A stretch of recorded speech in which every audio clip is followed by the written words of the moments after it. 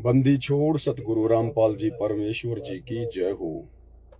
परमपिता परमात्मा सारी सृष्टि के रचनहार कुल मालिक असंख्य ब्रह्मांडों के स्वामी जगत गुरु तीनों लोकों में प्रवेश करके सबका भरण पोषण करने वाले राजाधिराज आत्माधार नाथों के नाथ देवों के देव महादेव सर्वेश्वर महेश्वर मृत्युंजय अजरो अमर आदि अनादि सनातनी प्रभु जगत पिता जगदीश्वर श्री श्री 1008 की उपाधि के वास्तविक अधिकारी अकाल मूर्त शब्द स्वरूपी राम वासुदेव सर्वगतम ब्रह्म परम पूज्य प्रथम पूज्य परम संत परम पुरुष परम धनी परम दयालु सत्य कबीर हक्का कबीर अल्लाहु कबीर अल्लाहु अकबर बाखबर अल्लाह ताला जगत के तारणहार जगत के मुक्तिदाता जगत के जगन्नाथ हारे के सहारे हिंदुओं के राम मुसलमानों के अल्लाह सिखों के वाहिगुरु ईसाइयों के मसीह दया के सागर दया निधि करुणा के सागर करुणा निधि स्वयं भू परिभू संकट मोचन कष्ट हरण मंगल करण दुख भंजन अविगत कबीर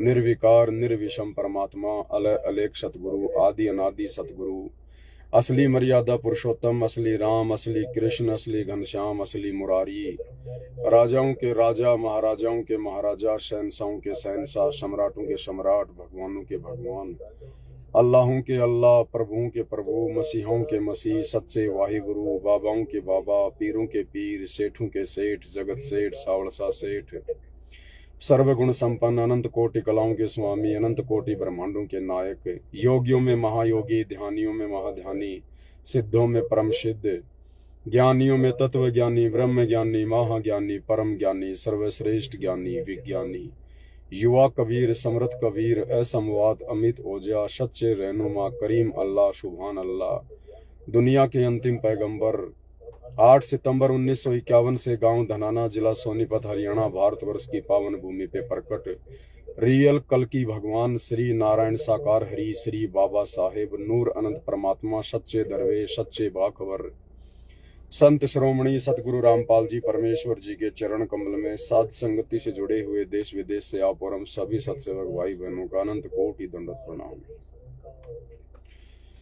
सत्साई भाई और बहनों, एक छोटी सी सूचना है।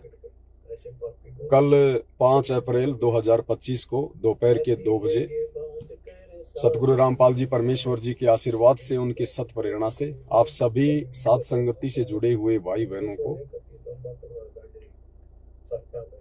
मंत्र जाप के विषय में जो प्रथम मंत्र परमेश्वर जी ने हमें दिया है अपनी पूजा का अपनी भक्ति का सच्ची इबादत का साध संगति से जुड़े हुए सत्सेवक भाई बहनों को छोड़कर जितने भी भाई बहन जो आश्रमों से जुड़े हुए हैं सतगुरु रामपाल जी के फॉलोवर हैं वो नहीं जानते हैं कि ये प्रथम मंत्र कितना जबरदस्त मंत्र है। ये प्रथम मंत्र सभी मंत्रों का मंत्र है और ये प्रथम मंत्र ही वास्तव में असली सार शब्द है। परमेश्वर कबीर जी की पूजा का जो परमेश्वर कबीर जी वर्तमान में संत रूप में सतगुरु रूप में बाखबर के रूप में धरती पर प्रकट हैं, ये जो प्रथम मंत्र है जो हमें दिया जाता है ये इस कबीर परमात्मा की सत भक्ति का पूर्ण मोक्ष प्राप्ति का ये यथार्थ मंत्र है। यथार्थ मंत्र ठीक है, जो मंत्र हमें गुरुदेव भगवान ने दिए हैं सतनाम दिया है, आगे और भी कोई सारनाम मंत्र वो देते हैं, तो उनके आदेश अनुसार हमने सभी का जाप करना है। लेकिन हमारे लिए जो मुख्य जो मंत्र है जो शब्द है वो कबीर परमात्मा की पूजा का शब्द है, उनकी साधना का शब्द है।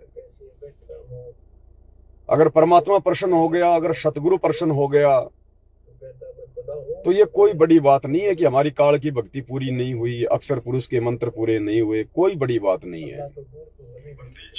परमात्मा एक सेकंड में हमारे को सतलोक बैठा देगा। 1 सेकंड में अगर वे हमारे से प्रसन्न हो गए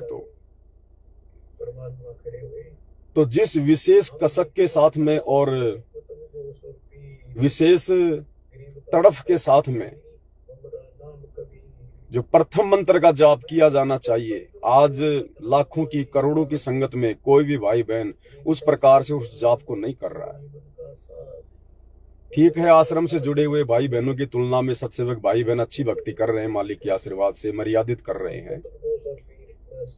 लेकिन भाई और बहनों, दिन प्रतिदिन हमने भक्ति मार्ग में आगे बढ़ना है। परमात्मा हमें आगे बढ़ाएंगे और बढ़ाएंगे उन्हीं आत्माओं को जो आगे बढ़ना चाहेंगे। तो परमेश्वर हमारे अंदर और अधिक श्रद्धा उनके प्रति कैसे उत्पन्न हो, कैसे हमारे भाव बने। और जैसा कि गुरुदेव भगवान हमें बार बार कहते हैं कि बच्चों, जब तुम सुमरण करो तो तुम्हारी आंखों से आंसू निकलने चाहिए, आंखों से आंसू। लेकिन आज 99% भाई बहनों की आंखों से आंसू नहीं निकलते हैं जब वो सत्संग सुनते हैं। निकलने चाहिए, गुरुदेव ने कहा है तो परम सत्य है, निकलने चाहिए। अब निकल क्यों नहीं रहा? तो कहीं न कहीं हमारी श्रद्धा में कमी है। भाई मंत्रों में तो कोई कमी है नहीं, तो कहीं न कहीं हमारी श्रद्धा में कमी है, हमारे समर्पण भाव में कमी है, हमारी लगन में कमी है, या फिर हमारी मर्यादाओं में कोई त्रुटि है जिस कारण से हमारे भाव नहीं बन रहे, हमारी श्रद्धा नहीं बन पा रही। बाकी सतगुरु में और उनकी भक्ति में, उनके मंत्रों में कोई कमी नहीं है। तो भाई और बहनों, ऐसा ही एक तरीका जो गुरुदेव भगवान ने दास के ऊपर दया करी, मेहर करी, और दास ने उसी हिसाब से उन मंत्रों का जाप किया। देखो, यहां पर भक्ति में कोई बदलाव नहीं है। भक्ति में किसी प्रकार का कोई भी बदलाव आपको दिखाई नहीं देगा। भक्ति तो वही रहेगी जो सतगुरु ने बता दी। मंत्र जाप करने का तरीका, विधि वही रहेगी जो सतगुरु ने बता दी। इस 21 ब्रह्मांड में किसी की औकात नहीं जो उनको चेंज कर दे, और जो चेंज करेगा भैया वो मुंह की खाएगा। तो भक्ति विधि में या जाप करने की विधि में किसी प्रकार का कोई परिवर्तन नहीं होगा, ना हम सोच सकते कभी सौपन में भी। लेकिन जो विधि गुरुदेव ने बताई, उसी विधि को यदि हम थोड़ा सा और जो परमात्मा चाहते हैं, देखो हर बात गुरुदेव नहीं बताएंगे, हर बात परमात्मा अपने भक्तों को नहीं बताएंगे। कुछ बातें परमात्मा इतना ज्ञान देने के बाद फिर अपने भक्तों के कॉमन सेंस के ऊपर छोड़ देते हैं, अपने भक्तों की समझ और बुद्धि विवेक के ऊपर छोड़ देते हैं। हर चीज गुरुदेव भगवान नहीं बताएंगे। और जब भगत इस ज्ञान से परिचित होता है, अपने सतगुरु की महिमा से परिचित होता है, तो फिर सतगुरु ही प्रेरणा करेगा, सतगुरु ही दया करेगा कि वो क्या विधि है। अगर उस विधि के साथ में इन मंत्रों का जाप किया जाए तो तुम्हारी आंखों से आंसू निकलेंगे। गुरुदेव के प्रति सोच सोच के तुम्हारी आत्मा निर्मल होगी, पवित्र होगी, और हमारे पाप कर्म कटेंगे। भाई पाप कर्म कटेंगे तभी तो हृदय निर्मल होगा, आत्मा निर्मल होगी, और आत्मा निर्मल होगी तभी आंखों से आंसू निकलेंगे। अन्यथा जो पापी आदमी है या और कोई भगत है, दुख में तो आंखों से आंसू निकल सकते हैं। उस पे कोई परेशानी आ जाए, कोई संकट आ जाए तो आंखों से आंसू निकल सकते हैं। लेकिन गुरु के प्रति जो भाव, जो श्रद्धा, जो समर्पण, जो लगन होनी चाहिए, उस आधार से अगर आंखों से आंसू निकलें तो फिर वो सफलता की ओर हमें आगे ले जाएंगे। बहुत सारे भाई बहन हैं, वो रोते भी हैं, सत्संग सुनते हैं, रोते हैं, मंत्र जाप करते हैं, कभी कभी उनकी आंखों में आंसू आ जाते हैं, लेकिन वो आ रहे हैं उनके दुख के कारण। उनको और बहुत सारी समस्याओं ने घेर रखा है, जिस कारण से वो दुखी होते हैं कि गुरुजी हमारी भी समस्या ठीक करो, परेशानी ठीक करो। वो अपने दुखों के कारण रो रहे हैं। सतगुरु जिस हिसाब से हमारी आंखों में आंसू लाना चाहता है ना, उस हिसाब से नहीं आ रहे। अब ऐसे तो आप जी देखोगे, आसाराम जी के भगत हैं, राम रहीम के भगत हैं, उनके जेल जाने के बाद उनके भगत भी रोते हैं, अपने गुरुजी की याद में रोते हैं। जो पत्थर पुजारी हैं, आप देखो ये मंदिरों में जाते हैं, बहुत सारे ऐसे साधक हैं, वो भावुक हो जाते हैं, उन मूर्तियों के आगे रोने लग जाते हैं। तो इस प्रकार का रोना हमें अध्यात्म की ऊंचाइयों पर नहीं लेके जाता। इस प्रकार का रोना धोना ये हमें मोक्ष नहीं दिलाएगा। तो वास्तव में वो क्या विधि है जो पूज्य गुरुदेव भगवान सतगुरु रामपाल जी परमेश्वर जी ने इस कुत्ते के ऊपर दया करी है। क्योंकि भाई और बहनों, कोई न कोई चैनल तो देखो परमात्मा को चाहिए। मालिक समर्थ है, सर्वशक्तिमान है, लेकिन जिस प्रकार से परमात्मा इस काल के 21 ब्रह्मांड में आके और लीला कर रहे हैं एक आम व्यक्ति की तरह, एक आम संत की तरह, तो परमेश्वर को एक चैनल चाहिए और उस चैनल के माध्यम से ही परमात्मा फिर आगे अपने उसको जो प्रसारण होता है, जो कार्यक्रम होता है, उसको करता है। तो भाई और बहनों, दास पिछले 2-3 दिनों से उसी विधि से परमात्मा के आशीर्वाद से प्रथम मंत्र का सुमरण करता है। और क्योंकि मैं तो वही बात बोलूंगा जो मेरे साथ में होती है, तो मेरा पहले से कहीं अधिक विश्वास तो खैर है ही परमात्मा पे, लेकिन पहले से कहीं अधिक ध्यान प्रथम मंत्र को जाप करने में लग रहा है और वास्तव में आंखों से आंसू निकलेंगे। और जब आप इस विधि से परिचित हो जाओगे, जो आप कल 5 अप्रैल दोपहर 2 बजे लाइव वीडियो में सुनोगे, तो आप भी महसूस करोगे कि वास्तव में ये जो विधि है, ये विधि वास्तव में परमेश्वर का आशीर्वाद है, हम सत्सयुगों के लिए गुरुदेव भगवान का प्रसाद है। क्योंकि परमात्मा धीरे धीरे हमें अध्यात्म की ऊंचाइयों पर लेकर जाएगा।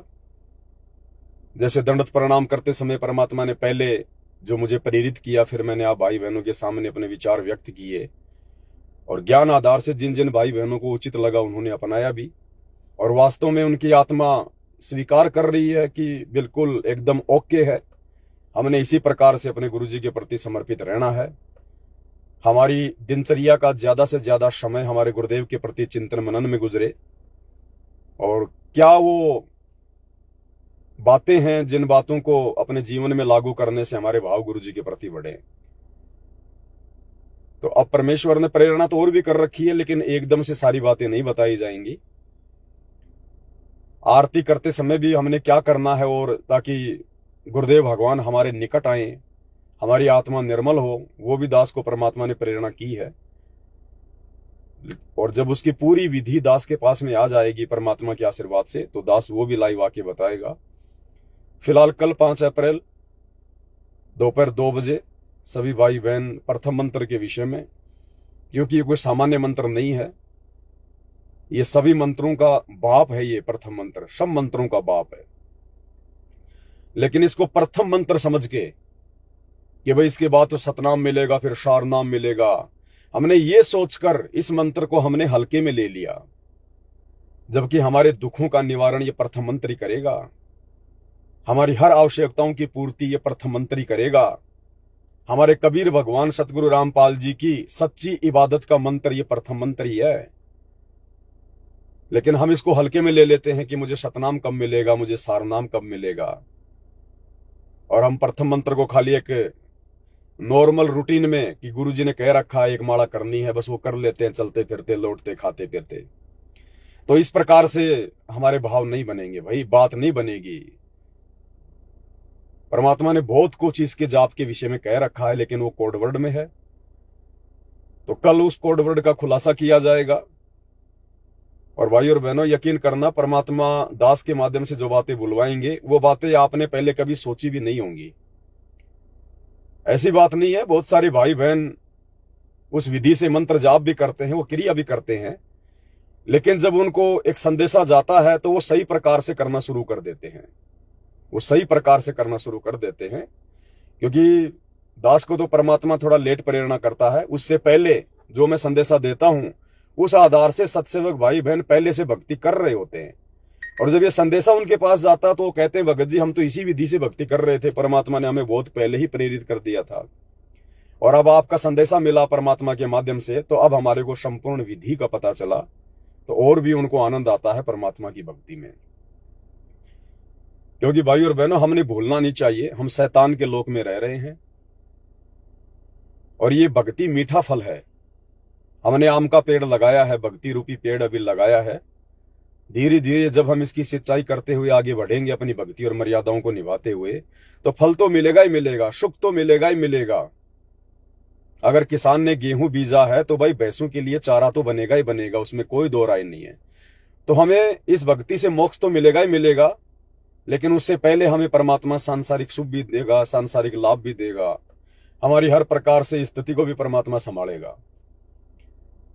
तो गुरुदेव ने बताया कि जब तुम्हें सुख हो जाएंगे ना, तो उसके बाद धीरे धीरे भक्ति में तुम्हारी रुचि कम होने लग जाएगी। तुम्हारा वो श्रद्धा भाव जो है वो डाउन होना शुरू हो जाएगा, क्योंकि फिर काल तुम्हें दूसरे काम धंधों में माया के कारण, पैसे के कारण, सुख के कारण तुम्हें डाइवर्ट कर देगा। धीरे धीरे मन फिर बकवादों की ओर चलेगा। तो हमने साथ साथ में फिर माइनस पॉइंट को भी ध्यान रखना है। ऐसा नहीं है कि भक्ति कर रहे हैं, सुख हो रहे हैं तो हम आगे बढ़ गए, आगे बढ़ गए। हमने अपना जो मेन टारगेट है मोक्ष, हमारा मेन टारगेट यहां जीने का, ये भक्ति करने का, चाहे हम राजा बन जाएं, चाहे देवता बन जाएं, लेकिन हमारा जो मुख्य टारगेट है, सतगुरु ने आके जो बताया हुआ हमने भूलना नहीं चाहिए। वो कहते हैं ना, आदमी चाहे कितने ही ऊंचाई पे क्यों ना पहुंच जाए, लेकिन उसको अपने पुराने दिन, जिन हालातों में उसने गुजारे हैं, उनको भूलना नहीं चाहिए। अगर वो अपने पुराने दिनों को याद रखेगा, अपने माँ बाप की गरीबी को याद रखेगा, तो वो आदमी कभी भी कोई बुरा काम नहीं करेगा, कभी भी वो अहंकार नहीं कर पाएगा। तो इसी प्रकार हमारा जो मेन टारगेट है, हमारा मेन जो लक्ष्य है, जिस दिन हम भक्ति पे जुड़े थे तो हमने अपना मेन टारगेट मोक्ष प्राप्ति बनाया था। और वही मोक्ष प्राप्ति के लिए हमने किस प्रकार से यहाँ पे रहना होगा, हमारा आचार विचार व्यवहार होना चाहिए, गुरु की मर्यादा होनी चाहिए, वो हमने निभाते हुए आगे बढ़ना है। तो परमात्मा ने जो प्रेरणा की है वो अद्भुत प्रेरणा है, अद्भुत प्रेरणा है। आज से पहले क्या हो रहा है कि हम लोग मंत्र जाप भी कर रहे हैं, लेकिन हमारा ध्यान कहीं भटक रहा है। हम प्रथम मंत्र का जाप कर रहे हैं, ध्यान हमारा रिश्तेदारियों में जा रहा है। यूट्यूब पर हमने क्या क्या देखा था वो वीडियोज आ रहे हैं, या अन्य कोई सांसारिक काम धंधे में, कोई टेंशन में हमारा ध्यान भटक रहा है और मंत्र जुबान से बोले जा रहे हैं। तो परमात्मा कहते हैं कि भाई माड़ा तो कर में फिरे, ऐसी कुछ वाणी है परमात्मा की कि माड़ा तो कर में फिरे और जिव्या फिरे मुखमाही, और मन तो चारों दिशाओं में फिरे, ये तो सुमरण नाही। तो इसका मतलब परमात्मा को इस विधि से मंत्र जाप करना स्वीकार नहीं है। भले हम मंत्र कर रहे हैं, लेकिन परमात्मा उनको स्वीकार नहीं कर रहे। तो कौन सी वो विधि है, क्या वो विधि है जिस विधि से हमारे द्वारा जाप किए गए मंत्रों को परमात्मा स्वीकार भी करेगा, और वास्तव में जो फायदा हम प्रथम मंत्र को जाप करके आज तक नहीं उठा पाए, अब हमें तेजी से मिलेगा। और गारंटेड बात है भाई और बहनों, गारंटेड बात है। आप कल 5 अप्रैल के बाद जब उस विधि से मंत्र जाप करेंगे, तो भले आपने 40 मंत्र जाप किए, लेकिन वो 40 मंत्र जाप करते समय आपका 1 सेकंड के लिए भी ध्यान आपका कहीं नहीं जाएगा। ऐसी विधि परमात्मा ने दी है। अगर आप 10 मंत्र करोगे तो आपका ध्यान परमात्मा के उस मंत्र में रहेगा। गारंटेड बात है, आपका ध्यान भटक ही नहीं सकता। आप मंत्र जाप करना छोड़ के सोचना चाहो तो सोच सकते हो, लेकिन जब तक आप प्रथम मंत्र का जाप करने के लिए बैठे हुए हो तो आपका मन भटक नहीं सकता, आपका ध्यान ये शैतान कहीं और ले जा नहीं सकता। गारंटेड बात है, परमात्मा ने ऐसी दवाई दे दी। अब इस दवाई का फायदा भी सत्सेवक भाई बहन ही उठा सकते हैं, क्योंकि बाकी हमारे आश्रमों से जुड़े हुए भाई बहन, गुरु जी का कलयुगी परिवार, वो तो भाई हमारे को मूर्ख समझते हैं, गुरुद्रोही समझते हैं, हमारे को तो गंदे नाले का कीड़ा समझते हैं। तो जब तक संदेश वाहक के प्रति यदि आपका इस प्रकार का व्यवहार रहेगा, आपकी सोच रहेगी, मन में राग द्वेष रहेगा इस पवनदास के प्रति, तो आप कभी भी उन संदेशों को कैच नहीं कर सकते, कभी भी आप अपने जीवन में लागू नहीं कर सकते, क्योंकि आपके भाव बिगड़े हुए हैं, आपका अंतःकरण बिगड़ा हुआ है, मैल भरा हुआ आपके अंतःकरण में। तो इस पवनदास के द्वारा परमात्मा जो संदेश दिलवाएंगे वो केवल सत्सेवक भाई बहन स्वीकार करेंगे, और उन्हीं की आत्मा उनको स्वीकार करेगी, और वही फायदा उठा पाएंगे, बाकी नहीं उठा पाएंगे। तो वीडियो ज्यादा लंबा नहीं करूंगा भाई और बहनों। बाकी रोजाना रात्रि 8 बजे परमात्मा के कर कमल से लिखित पवित्र पुस्तकों के ऊपर वीडियो बनाने की श्रृंखला जारी है। सभी भाई बहन आप देख ही रहे होंगे। और इन दिनों थोड़ा दोपहर को लाइव नहीं आ पा रहा, वो तो देखो भाई दास की औकात नहीं है। परमात्मा चाहेगा दास उतना ही बोल सकता है, उतना ही संदेशा दे सकता है। अपनी मर्जी से संदेशा देने वाले को, अपनी मन मर्जी चलाने वाले को परमात्मा फिर अपना संदेश वाहक नहीं बनाता, निमित्त नहीं बनाता परमात्मा। और अपनी मर्जी से कोई संदेशा दूंगा तो फिर वो आपके भी कर्म फोड़ेगा और मेरे भी कर्म फोड़ेगा। इसलिए दास जल्दबाजी नहीं करता है। परमात्मा जब दास में कोई उमंग भरते हैं ऐसी कोई विशेष प्रेरणा होती है तभी दास आप भाई बहनों के समक्ष लाइव आता है, क्योंकि मुझे पता है कि आप लोगों का समय कितना कीमती है, मेरा समय कितना कीमती है। इसलिए संदेशा दिया जाए तो वही दिया जाए जो हम सबके हित में हो, अन्यथा ज्यादा से ज्यादा हमने अपनी भक्ति और सुमरण पे ध्यान लगाना है। तो कल रात्रि सभी भाई बहन लाइव जुड़िएगा और इस संदेश को ज्यादा से ज्यादा सभी भाई बहन एक बार शेयर कर दें, ताकि सभी भाई बहन कर दोपहर 2 बजे दास के फेसबुक पेज पवन दास इस लाइव के ऊपर लाइव जुड़ सकें। बंदी छोड़ सतगुरु रामपाल जी भगवान की जय हो।